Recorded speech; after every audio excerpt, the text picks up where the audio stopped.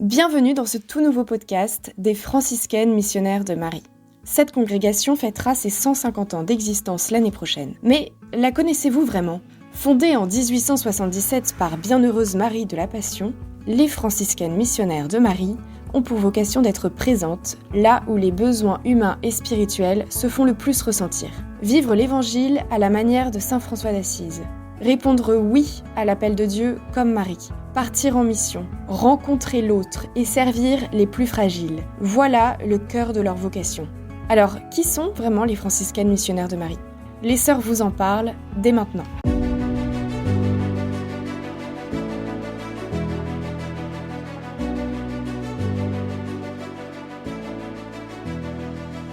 Aujourd'hui, je suis avec Sœur Lily, Sœur Kyung et Sœur Fanny, et nous recevons ensemble le frère Emmanuel Dumont, dominicain de la province de France de l'Ordre des Prêcheurs. Membre du couvent d'Évry, vous êtes aussi engagé dans l'aumônerie de prison, ainsi que dans des missions de prédication et d'enseignement. Sœur Lily, vous êtes originaire d'Inde, Sœur Kyung, vous êtes originaire de Corée et des États-Unis, Sœur Fanny, vous êtes originaire de France, tout comme vous, frère Emmanuel Dumont, et nous allons ensemble échanger autour du thème de l'interculturalité. Au fil de la discussion, nous allons aborder la place de la culture dans notre manière de croire, de vivre et de prier ensemble. Et nous allons aussi parler des différentes sensibilités présentes dans l'Église de France aujourd'hui. Bonne écoute à ceux qui nous écoutent et nous allons commencer avec la première question.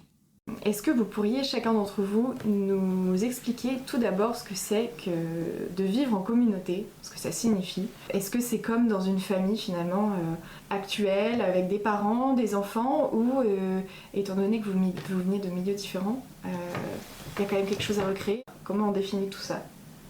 Sœur Lily, vous voulez commencer ? Ok. Merci Maëlys pour cette question.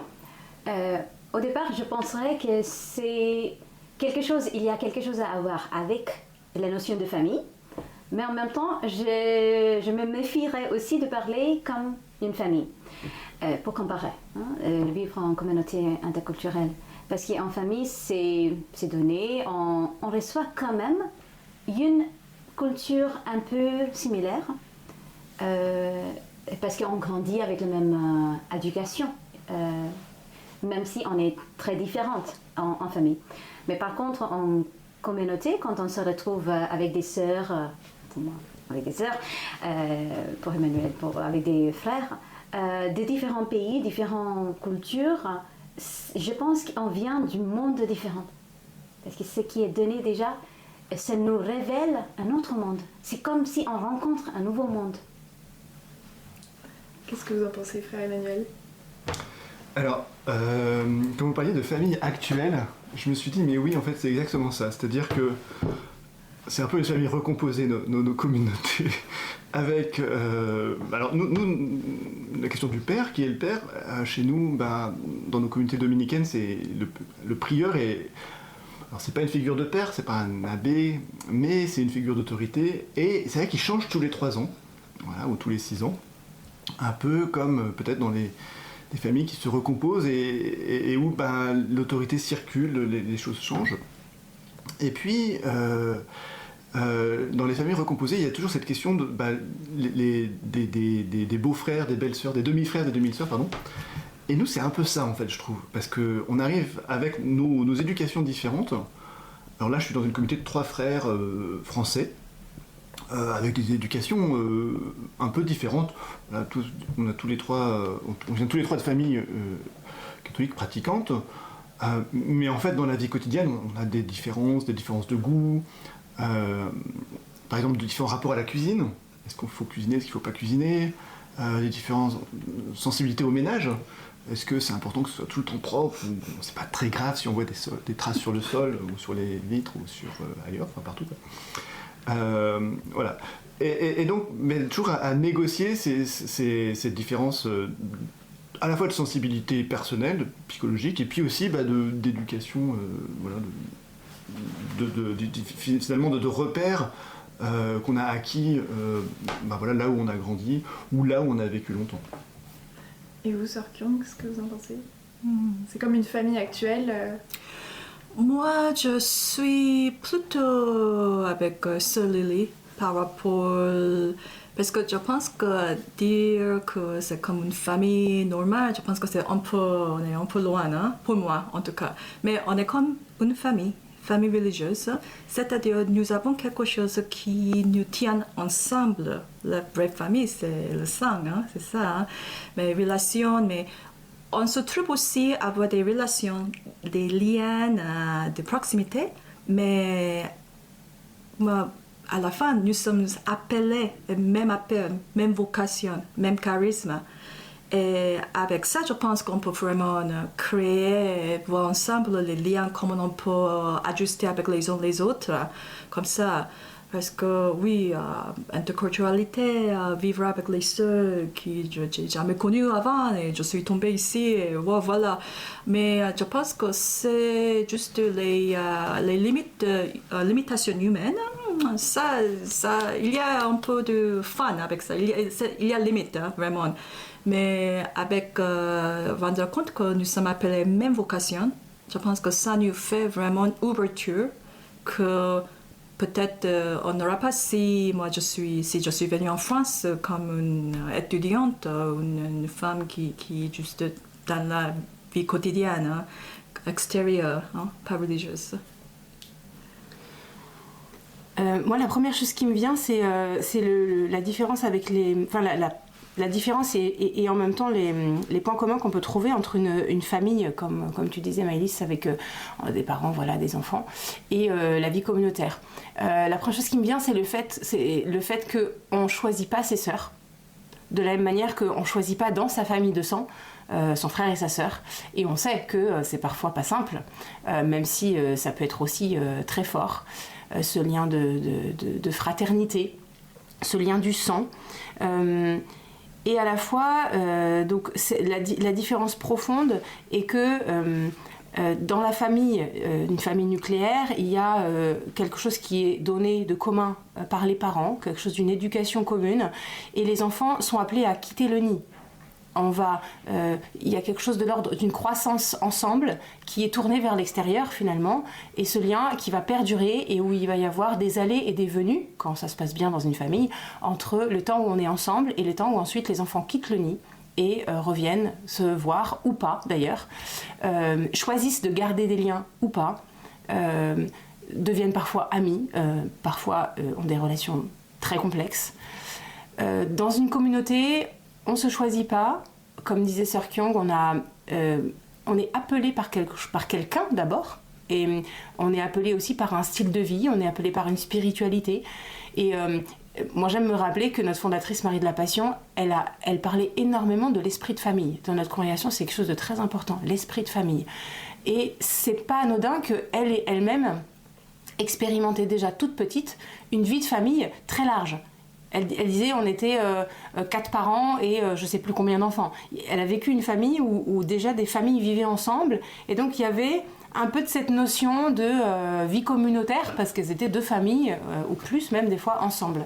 Et à la fois dans nos communautés, on n'est pas dans cette croissance pour être envoyé sans plus se voir, mais on est dans cette... je sais pas comment expliquer, mais on est ensemble, appelés ensemble à vivre quelque chose ensemble, et c'est cet ensemble qui nous envoie, mais pour y revenir. Voilà, on est envoyé dans le monde, mais on y revient. Et cette vie communautaire, elle est marquée par cet être ensemble qui demeure en fait. Même si on peut être envoyé ensuite ailleurs, évidemment. Mais c'est pas d'abord une préparation dans la communauté, voilà, qui va nous envoyer ensuite pour toujours, j'ai envie de dire. On n'est pas préparé d'abord pour quitter sa communauté. Donc ce qui va vous unir, effectivement, c'est ce choix de vie, ce charisme que vous avez choisi, être franciscaine ou être dominicain. J'ai vraiment envie de rebondir à ce qui vient de dire frère Emmanuel. Quand il a parlé de famille, qui ça représente vraiment la famille actuelle, et c'est là que ça me fait un clic que même la notion de famille, culturellement, on n'a pas le même sens. Oui, je comprends bien avec ma présence ici sur la terre de France, comment on voit ce concept de... et je pense que ça vient aussi de quelle culture je viens, même si maintenant ça commence aussi en Inde. Mais au départ, c'était vraiment pas les familles composées. Donc, Je pense que nos réflexions reviennent aussi de ce que nous avons reçu et les notions, les significations qu'on donne au mot, le vocabulaire, c'est pas tout à fait la même compréhension non plus. Et ça me permet de venir à la deuxième question. Même si vous avez choisi un même charisme, donc être franciscain ou dominicain par exemple, est-ce que vous avez constaté que des frères ou des sœurs venant d'autres pays vivent la foi différemment, avec notamment une influence de leur culture sur la manière de vivre leur foi? Par exemple, je discutais avec une franciscaine missionnaire de Marie qui est d'origine malgache, et à Madagascar, il y a tous les 5 ans, voire 10 ans, la tradition du retournement des morts. Alors concrètement, la famille ouvre le tombeau ancestral, sort les dépouilles enveloppées dans les linceuls, change parfois les tissus, porte les corps en procession, danse, prie, partage un repas. Ils font une réunion familiale, font un nouvel hommage à ses ancêtres avant de replacer ensuite les défunts dans leur tombeau. Donc dans cette tradition, les ancêtres en fait sont considérés comme plus proches de Dieu et capables d'intercéder pour les vivants. Et cette vision en fait, elle existait avant que le christianisme arrive dans ces régions de Madagascar. Donc il existait déjà en quelque sorte une croyance divine. Et de la même manière, une amie camerounaise me racontait qu'elle a grandi dans son village natal, au Cameroun, avec la croyance en des esprits qui veillent sur la communauté et établissent certaines règles de vie. Donc les lieux où on peut aller, les lieux qu'il faut respecter ou éviter. Et donc, selon cette tradition, ces esprits peuvent s'incarner dans la nature, dans des arbres par exemple, ou dans des lieux naturels qui sont considérés comme sacrés. Et donc, elle est chrétienne, elle habite désormais en France, et elle a gardé cette croyance aux esprits qui s'incarnent dans la nature. Finalement, elle a ces 2 croyances et cette dimension spirituelle héritée de sa culture qui peut aussi influencer la manière de vivre sa foi. Est-ce que vous avez observé ce type de mélange culturel et spirituel chez certains de vos frères, de vos sœurs? Est-ce que cela peut enrichir votre propre manière de vivre ou de comprendre la foi? Je pense que tout le monde a un sens de c'est quoi le sacré dans nos vies, et sacré dans l'église, nos relations avec le Seigneur. Mais je pense que c'est plutôt, je vois plutôt dans un comportement, mais c'est-à-dire que, par exemple, est-ce que quand on entre dans la chapelle, est-ce qu'on genuflèche, oui, ou on fait une grande inclination devant le tabernacle, ou qu'est-ce qu'on fait? Ça aussi, c'est ça, tu viens d'eux, comme ça. Oui, il y a, en bref, pour moi, je n'ai pas vraiment trouvé la différence par rapport à ce que je vis ici en France, parce que nous sommes dans la communauté, c'est ça, nous sommes appelés dans la même spiritualité, et, nous avons les mêmes formations, donc plus ou moins, je n'ai pas rencontré quelque chose, je me suis dit, c'est vraiment quoi ça? Mais en même temps, il y a un peu de subtilité, je dirais. Je découvre dans nos manières de parler, par rapport à ce qu'il y a à dire que c'est quoi la famille, à la fin. Moi, je viens de culture coréenne. Et oui, il y a les choses coréennes, je ne trouve pas ici en France parce que c'est les choses coréennes. Peut-être c'est par rapport aux liens ou comment je parle aux mes aînés, ou mes sœurs aînées, ou les sœurs juste qui sont aînées que moi, que je parle avec des sœurs qui sont moins âgées que moi. Donc, moi, je me trouve dans cette aussi, je suis marquée par cette éducation et culture. Oui. Moi, ça me revient très très fort à une réflexion qui m'a beaucoup travaillé, qui a finalement marqué ma foi quand j'ai été envoyée en Inde.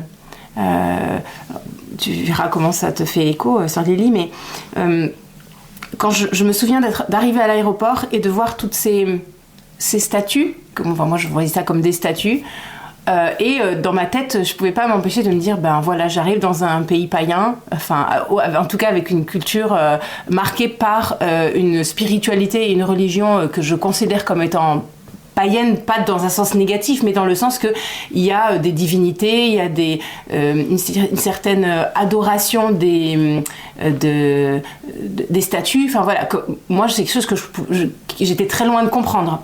Et puis voilà, donc ce premier un peu choc où je vais dans les temples, j'essaie de comprendre de regarder qu'est-ce qu'ils vivent, j'essaie de discuter un petit peu. Et puis j'ai croisé plusieurs personnes. J'ai croisé un jésuite qui est passé lui de l'hindouisme au catholicisme. J'ai rencontré une jeune femme indienne qui avait été adoptée par une famille suisse chrétienne et qui elle-même est revenue à l'hindouisme après avoir relu un peu toute son adoption. Et donc ces capacités de parler de leur expérience spirituelle. Et j'ai eu un peu l'impression d'être jetée dans la mer, dans le sens où je me suis trouvée à nager dans quelque chose d'immense, en me disant mais qu'est-ce que ça signifie cette foi profonde que je trouve parfois chez des personnes hindoues et qui me parlent en fait. J'ai essayé de creuser, et par certains textes je me suis rendu compte par exemple que dans la religion hindoue, en dehors d'une religion populaire où on a des statues et on va au temple faire des actes, poser des actes de prière, il y a une vraie théologie. Et quand on remonte à certains textes sacrés, il y a l'existence d'une trimurti. Une trimurti, c'est-à-dire une divinité, et pas plusieurs, mais qui a plusieurs visages. Et ça m'a bouleversée en fait. Ça m'a bouleversée parce qu'en parlant ensuite avec des personnes croyantes, hindoues, je me suis rendu compte que ce que moi je voyais comme de l'idolâtrie, enfin ce que je pouvais percevoir comme de l'idolâtrie, et du coup teinté d'un jugement négatif, pouvait être balayé par la profondeur spirituelle que je rencontrais chez des gens qui croyaient profondément que cette divinité s'exprimait dans des avatars, dans des visages différents. Et c'est pour la raison pour laquelle on pouvait trouver Mère Teresa ou la Vierge Marie dans des hôtels hindous, dans des familles notamment. Et ça m'a beaucoup nourrie parce que ça a élargi mes horizons. Je me suis dit, voilà, cette manière de croire, c'est pas ma sœur, du coup, parce qu'on est dans une foi chrétienne, mais mine de rien, la foi de mes sœurs indiennes était teintée de certaines manières, par exemple, ce Dieu Père et Mère. Parce que dans les divinités, il y a une présence énorme de féminin, et du coup, souvent dans les liturgies, on entendait Dieu Père et Mère. Et moi, j'ai beaucoup aimé ça. Ça m'a beaucoup parlé et ça m'a travaillé dans ma manière de croire. Ah oui, c'est intéressant. Si quelqu'un veut partager autre chose à propos de ça... Alors, nos couvents sont... on est moins international que les franciscains missionnaires de Marie, dans la mesure où on fonctionne par province autonome. Et en fait, dans nos couvents, il y a peu d'étrangers comparé aux franciscaines. Donc là, actuellement, dans mon couvent à Évry, on n'est que des Français. En revanche, Évry est une ville très multiculturelle, et donc nos fidèles sont majoritairement non français. Donc ils arrivent avec leur façon de pratiquer la foi de chez eux, qui est marquée soit par leur culture, soit par l'histoire en fait de la pastorale dans leur pays, en fait, l'histoire de l'ecclésiologie, de la mission dans leur pays. Et donc, alors un point marquant de ces différences, c'est le rapport aux fleurs, par exemple, chez nous. Donc on a une communauté vietnamienne et une communauté tamoule, et alors les Vietnamiens fleurissent beaucoup. Alors à Évry, il s'avère qu'on a aussi une pagode, une énorme pagode.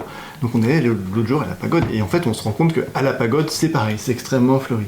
Du coup ça m'a aidé à comprendre pourquoi les Vietnamiens fleurissaient beaucoup. Alors les Tamouls fleurissent aussi beaucoup, mais on n'a pas enfin si, on a un petit temple hindou, mais je suis pas encore allé à Évry. Et par exemple, le sacristain tamoul nous disait, devant l'autel, il y a toujours 3 étages de fleurs. Alors, donc en fait, j'ai essayé de lui expliquer que c'était important qu'il n'y ait pas plus de fleurs que d'autels. Bon, c'est une différence toute petite, mais après, dans les traditions pastorales, il y a beaucoup de pays dans lesquels le chemin de croix est célébré vraiment très souvent, tous les vendredis de carême, et plus souvent encore, en Afrique, mais aussi en Inde. Et donc, il y avait une grande affluence au chemin de croix. Enfin, les gens nous demandaient de faire des chemins de croix. D'ailleurs, ils les organisaient eux-mêmes, des chemins de croix pendant tout le carême, tout le temps, parce que c'était vraiment leur façon de vivre leur foi, le fait de revivre la passion du Christ. Alors que nous, dans notre enfance, on faisait un peu de chemin de croix, mais bon, peut-être une fois par an, quoi. On n'a pas une spiritualité de la passion qui est très développée, on n'a pas une spiritualité... voilà, on n'a pas un rapport au texte qui est très développé non plus. Par exemple, les personnes qui animaient ce chemin de croix reprenaient le même chemin de croix tous les vendredis. Parce qu'au fond, ce qui est important, c'est pas forcément le texte ou ce qu'il nous dit, c'est la répétition, le fait de revivre, etc. Alors que nous, on est habitués à ce qu'il y ait une sorte d'événement, quelque chose de nouveau à chaque fois. Parce que peut-être on a une religiosité de l'événementiel, alors que eux, ils ont une religiosité peut-être plus de l'imprégnation, quelque chose de différent, donc un autre rapport au langage aussi. Alors après, donc ça c'est l'interculturalité religieuse catholique, mais quand même interculturalité avec les fidèles. Dans nos couvents, alors nous, nos provinces dominicaines, on est présents partout, mais chaque province est autonome, chaque province a son noviciat. Et en fait, un noviciat, c'est vraiment la matrice de la vie religieuse. C'est elle qui va... Enfin, c'est le noviciat qui forge la culture de la province religieuse. Voilà, en gros. Et donc, quand on vit avec des frères de pays différents, ou qui ont fait des noviciats différents, parce que donc, en France, on a 2 noviciats, et finalement, on a 2 cultures dominicaines un peu différentes aussi, on se rend compte que, voilà, qu'on n'est pas attentif aux mêmes réalités. Par exemple, à la liturgie, est-ce qu'on veut une liturgie ample ou pas ample? Est-ce qu'on veut une régularité dans la liturgie, ou est-ce que l'important c'est la mission? Selon les endroits, le rapport à l'habit, ça va être très différent. En Afrique, par exemple, les frères africains portent souvent le col romain sans porter l'habit, alors que chez nous, en France, c'est un peu étrange parce que voilà, on met l'accent sur la vie religieuse plutôt que sur la dimension sacerdotale, on va dire. Donc voilà, c'est des petites différences, mais qui peuvent avoir un certain impact. Le rapport à l'argent diffère aussi d'une province à l'autre, avec la façon de mettre en commun qui peut être un peu différent voilà, d'un endroit à l'autre. Et donc quand on rassemble des frères de ces différentes origines,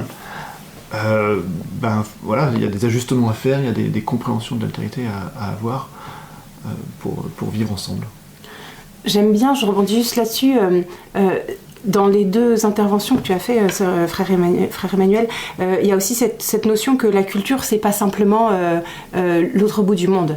Oui. C'est aussi la différence de l'éducation, la différence de sensibilité. Tu le disais aussi, Sœur Kyung, génuflexion ou voilà, s'incliner quand on arrive, ça peut dépendre d'un pays, mais ça peut dépendre aussi de l'éducation, de la sensibilité que j'ai.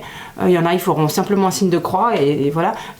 Et ça, je trouve que c'est important dans le monde d'aujourd'hui, de ne pas faire de la question de l'interculturalité simplement un choc des cultures de pays ou de nations, mais quelque chose de beaucoup plus profond, qui touche à toutes les communautés, qu'elles soient multinationales, on va dire ça comme ça, internationales ou pas.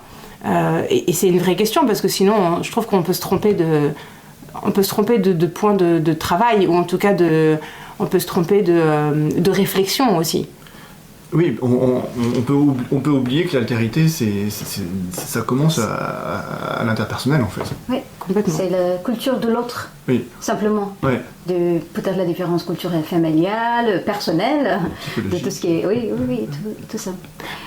Je voudrais donner simplement un exemple d'interculturalité très banal. Par exemple, en communauté, on est de différentes sensibilités, de différentes cultures. Les cultures avec la foi qui est beaucoup plus pratiquée en communautairement, et il y a des fois qui sont pratiquées vraiment individuellement. Du coup, on voit cette différence quand il y a des propositions. Par exemple, pendant la réunion communautaire, comment on veut vivre cet événement ou cette occasion. Peut-être des sœurs de culture où elles souhaitent vivre aussi comme des dévotions. Une peut dire, ok, pour la paix, on va prier le chapelet ensemble. Mais ça peut rien dire à quelqu'un d'autre qui croit comme une dévotion personnelle. C'est pas... Là, typiquement, faire un partage d'évangile. Oui. En France, c'est très courant d'exposer sa subjectivité, sa personnalité, oui. Voilà. bah, y a des pays où c'est pas courant du tout, quoi, où la personne ne s'expose pas comme ça, quoi. Et la dévotion, finalement, permet à chacun d'adhérer ensemble, mais voilà, sans que les choix individuels soient exprimés, soient mis en visibilité. Et organiser avec certaines personnes, ça va pas marcher. Et donc il faudra faire un chapelet. C'est là où, en tout cas pour les communautés, la question de la formation est importante. Ces pays où peut-être, comme tu dis, la subjectivité est moins évidente parce que le nous est des fois pas beaucoup plus fort et un peu dilué dans le jeu, sans que ce soit quelque chose de négatif, la manière dont je le dis. Mais du coup, dans nos formations, quand on est international, on apprend ça aussi aux jeunes, parce qu'on sait que ça fait partie de nos vies, le partage biblique, par exemple. Avoir des partages bibliques, on les a dans toutes les communautés, au niveau du monde entier. Et du coup, les jeunes, même si c'est pas quelque chose d'évident ou d'inné, enfin pas d'inné, mais de courant dans leur église ou dans la pratique de leur pays, elles vont l'apprendre. Mais de ce point de vue-là, je trouve que c'est intéressant parce que je pense qu'une congrégation forge une culture. Oui. Une culture organisationnelle beaucoup plus forte qu'une culture associative ou une culture entrepreneuriale, parce que c'est toute notre vie qu'on donne et qu'on exprime dans cette congrégation. Et du coup, je pense en effet que, par exemple, vous forgez une culture de l'interculturalité beaucoup plus forte que nous, parce que nous ça arrive, mais c'est pas du tout le cœur de notre culture.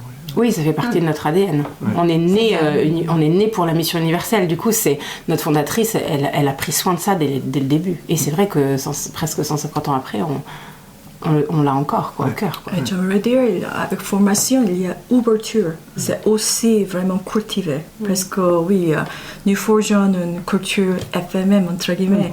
Mais à la fin, ce n'est pas une culture qui est fermée. C'est une culture aussi, comme tu as dit, comme on se lance quand on grandit pour aller explorer comme ça. Hein. C'est aussi une culture qui est ouverte. Qui est vivant en fait. Qui est vivant, c'est ça. Qui change toujours. En fait, qui change toujours. Parce que moi, j'étais une communauté à la Madeleine, au nord de France, pendant 6 ans. Il y avait, on était 7 nationalités différentes une fois, ou 57, c'est toujours change. Avec combien nous sommes. Mais c'est ça, il y avait une culture forgée. Par chaque sœur, c'est ça, nous vivons notre charisme, nous vivons notre foi ensemble, communautaire, chaque sœur dans leur façon privée aussi. Mais maintenant, je suis à Paris avec 15 sœurs qui aussi nous forgeons une culture différente avec mon arrivée aussi, c'est ça. C'est ça, avec chaque changement, ça change. Par exemple, tu as vécu 6 ans, mais avec tes différentes sœurs. Donc, tu as vu comment ça évolué aussi de tant d'années. Parce que chacune apporte quelque chose d'elle-même particulière, et ça aide. Et cette ouverture à voir, à apprivoiser, à écouter aussi, au-delà de déjà avoir les préjugés. Voilà, c'est de cette culture, donc non, mais s'il y a quelque chose qui peut approfondir par cette ouverture. Mais est-ce que justement c'est pas un peu humain d'avoir... Est-ce que vous avez souvent des préjugés quand même? Oh oui. On est humaine, waouh. Non mais je veux dire, parce que j'imagine que vous reste ouverte, etc. Mais en fait c'est un peu naturel d'un coup, parce qu'on a besoin d'identifier, de mettre direct une petite étiquette. Et après, on va aller au-delà. Mais c'est... Je pense que c'est pour ça que l'interculturalité, vivre l'interculturalité en communauté, c'est un défi. Et ça reste un défi toujours. Et c'est beau. Parce qu'on reste ouvert à apprendre et à réapprendre. Et peut-être déapprendre aussi de ce qu'on a des notions. Plus que de savoir qu'on a acquis. On sait.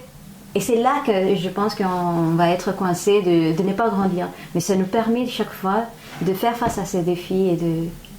Mais pour moi, l'enjeu, c'est dans la qualité relationnelle, en fait. Quand on a une bonne qualité relationnelle, on est capable... Enfin, à force, on ne voit plus la personne à travers ses étiquettes. Parce que, ok, moi, je vois mes frères, je peux leur mettre des étiquettes. Hein.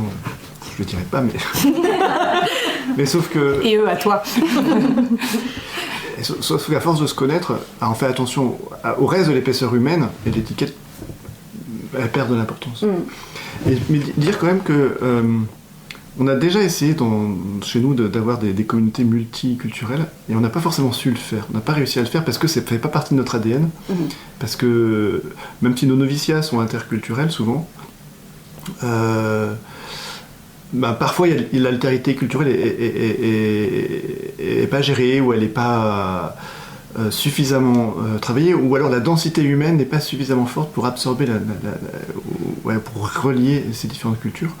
Et donc dire que c'est vraiment un travail de long terme en fait, et de quelque chose qui prend toute la communauté, qui permet justement cette interculturalité.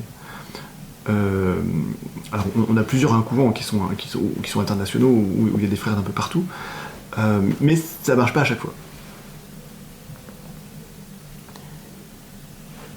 Moi j'aime bien aussi me dire que, comme disait Sœur Lily, on n'a jamais fini. On n'a jamais fini en communauté, on n'a jamais fini avec soi-même. On parle beaucoup de connaissance de soi, etc. Ben, mine de rien, ça en fait partie. Prendre conscience de mes préjugés, prendre conscience de ce qui arrive dans ma tête et voir qu'est-ce que j'en fais. Faut pas...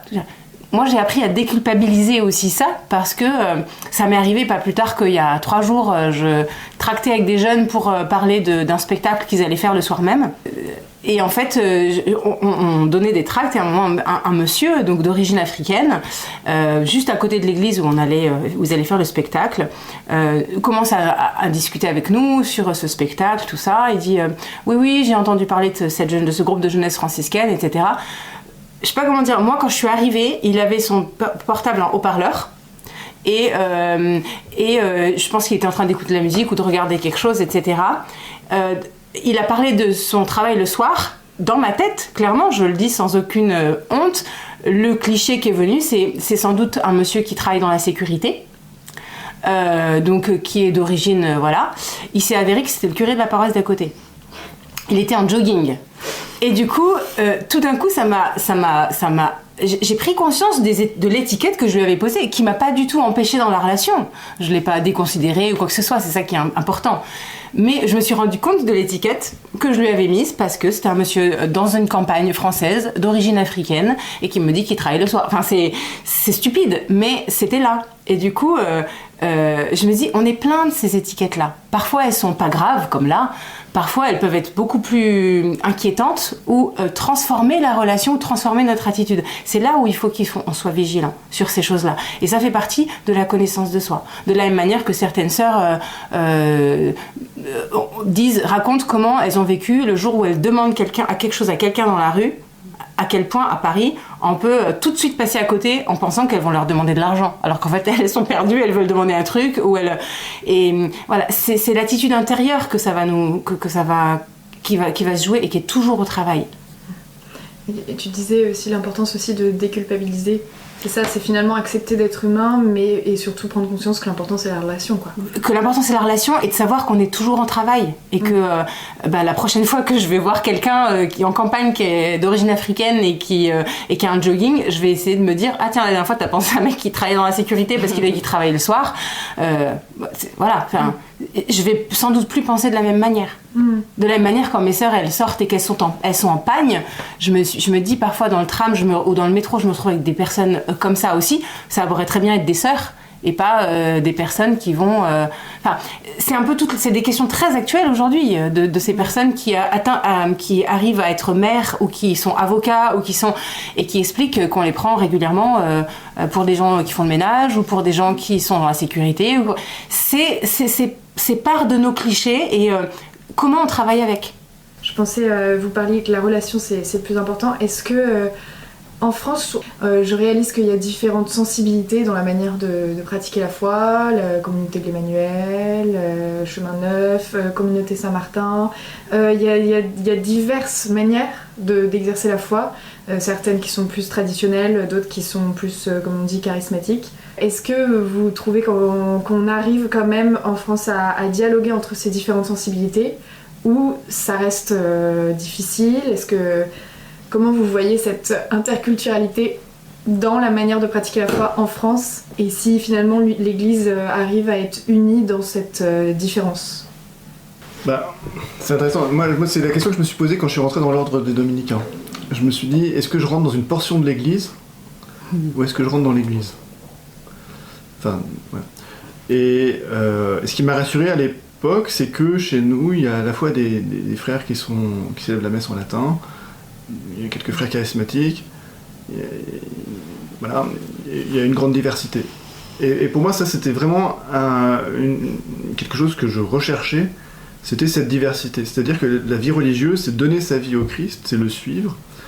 Alors, bon, à la manière de Saint Dominique, mais en fait, derrière, c'est le Christ, quoi. Et donc, d'être capable de vivre et de construire quelque chose avec toutes nos différentes sensibilités, ça, je pense que c'est très important.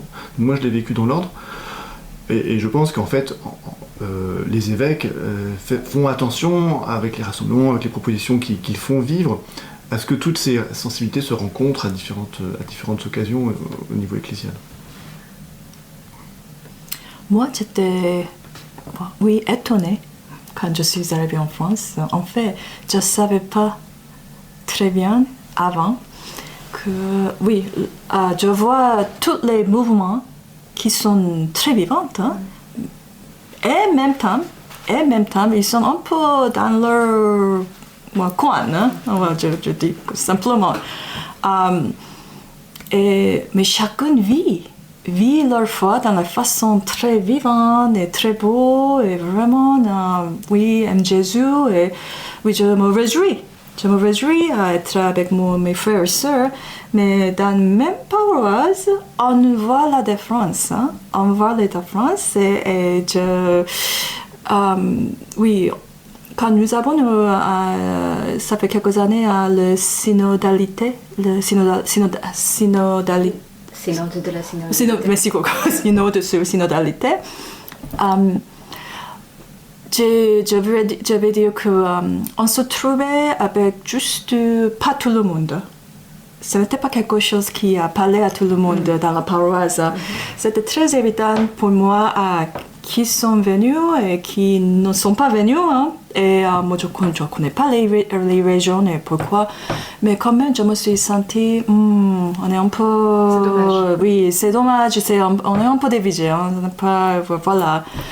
Mais à la fin, mais en même temps, parce que je suis une sœur religieuse, et parce qu'à la fin, tout le monde se reconnaîtra que nous sommes religieuses. Hein.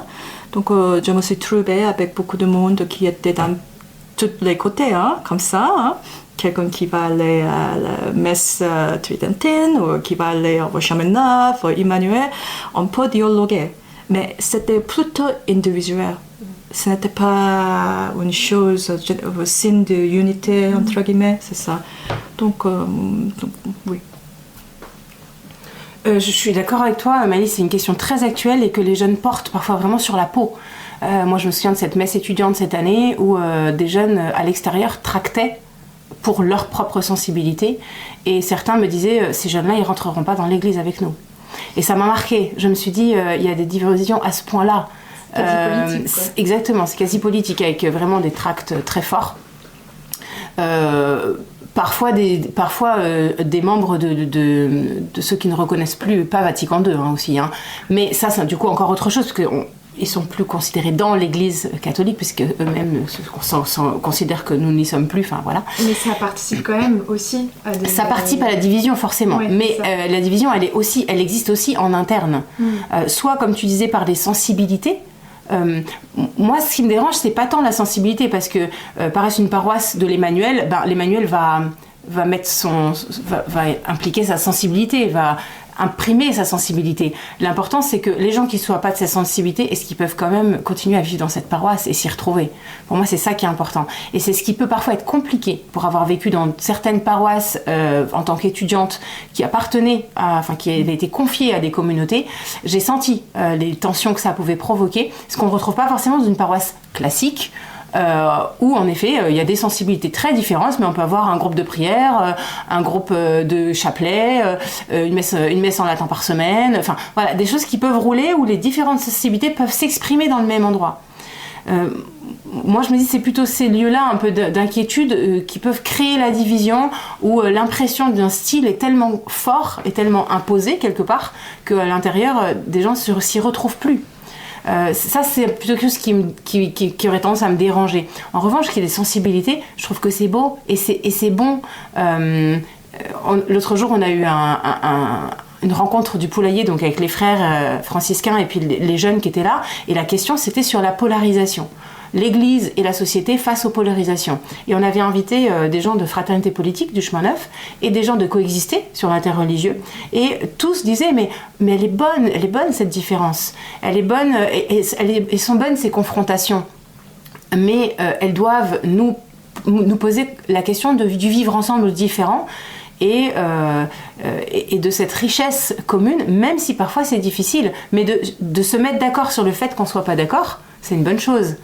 Après, moi dans mon vécu, j'ai grandi avec le comité du chemin neuf. Ça m'a pas empêché d'être témoin d'une jeune femme qui le jour de son mariage, c'était une messe en latin de dos.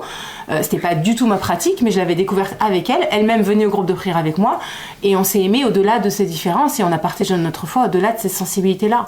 Donc, moi je me dis ça c'est beau.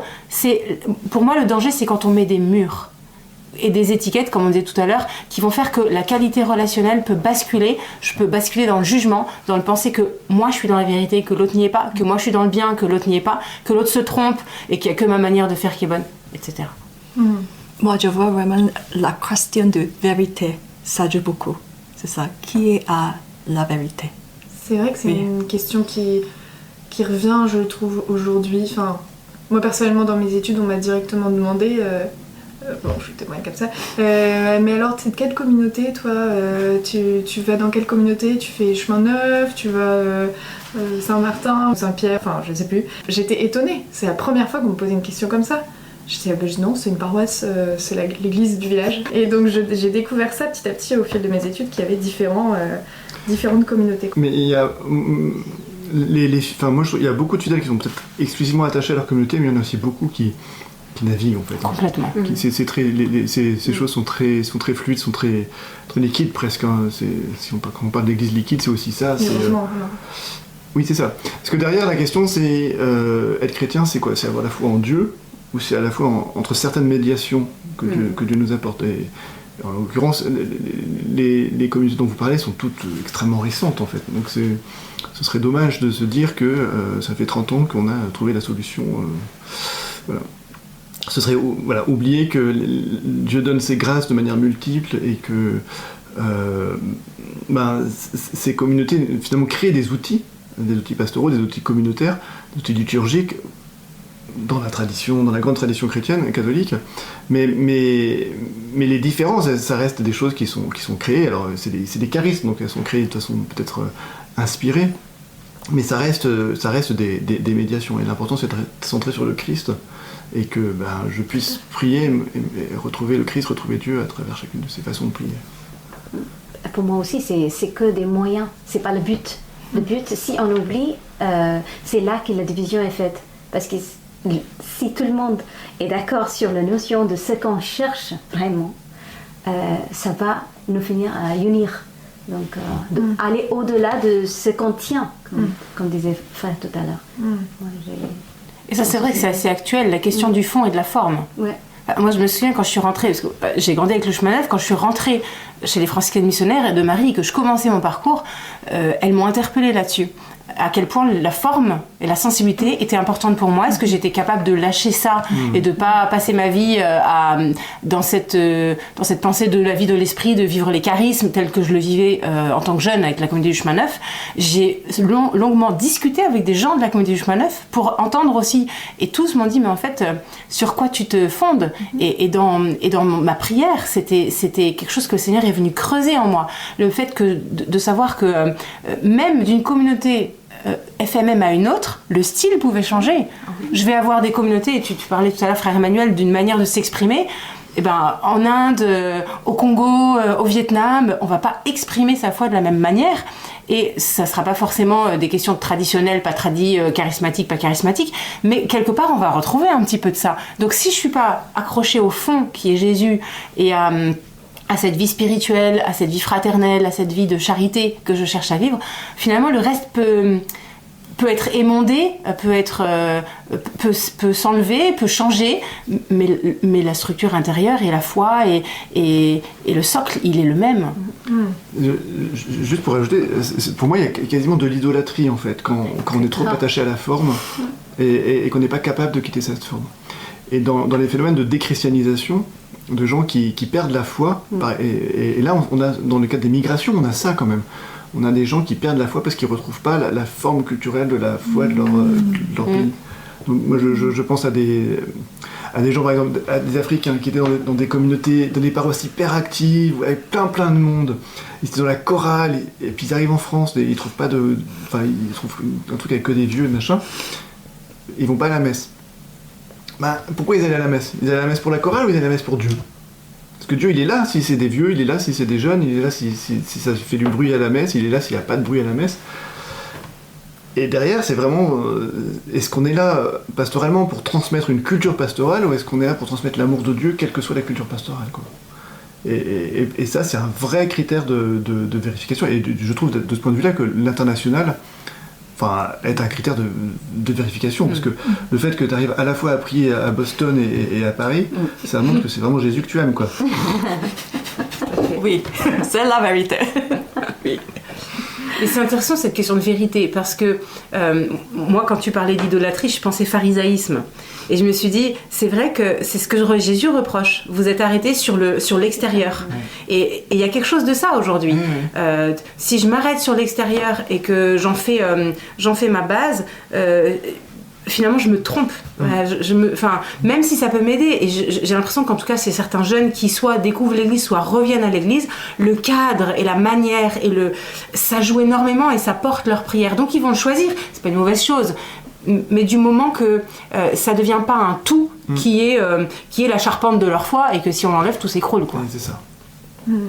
Et alors c'est vrai qu'il y a beaucoup de jeunes, je pense, qui sont dans cette quête-là, d'avoir une identité claire, de savoir où est-ce qu'ils sont, etc. C'est rassurant et c'est vraiment compréhensible aussi parce qu'on est dans un monde qui bouge vite, qui bouge beaucoup, on dit un peu tout et son contraire, donc c'est difficile de savoir à qui on se fie.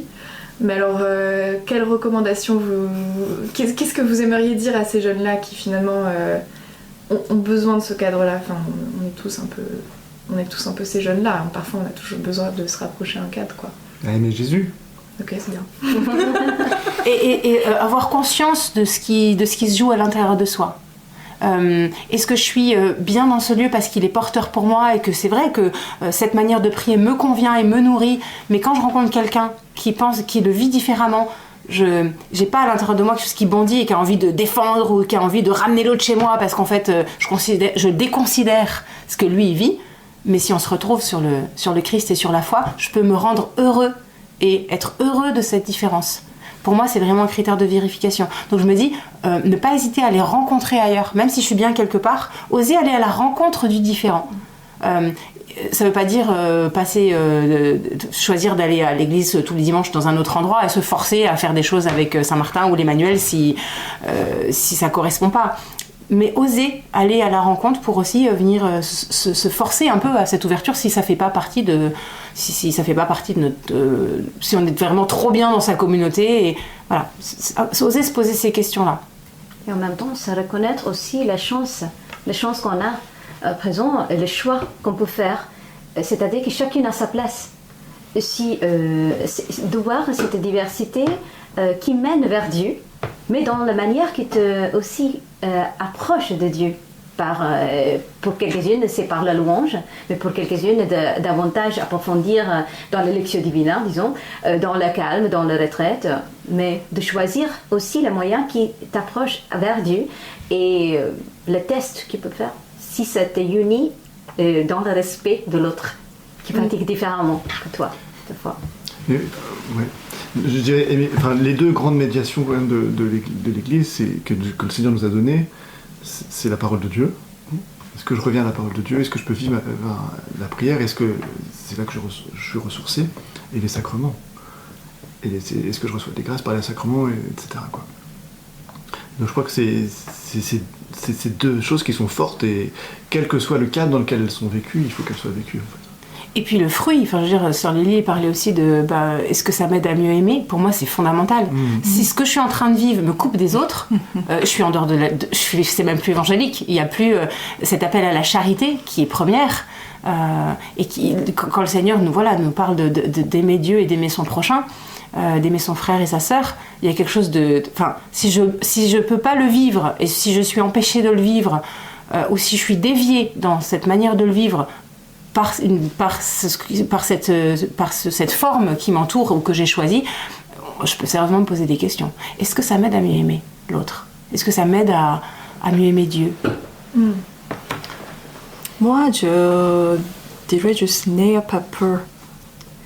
Parce que je pense que nous sommes dans le monde, beaucoup de choses, les guerres, j'ai dit les guerres, parce que nous avons plusieurs violences. Et oui, on voit que les mauvais événements, choses comme ça. Donc, tu appuies sur quoi? C'est quoi mes sécurités? Mais à la fin, si, comme Frère Emmanuel a dit, on appuie vraiment sur la parole de Dieu et le sacrement. C'est ça, c'est à la fin, Jésus nous dit, n'ayez pas peur, n'ayez pas peur. Et c'est la paix qu'il nous donne, hein, à la fin.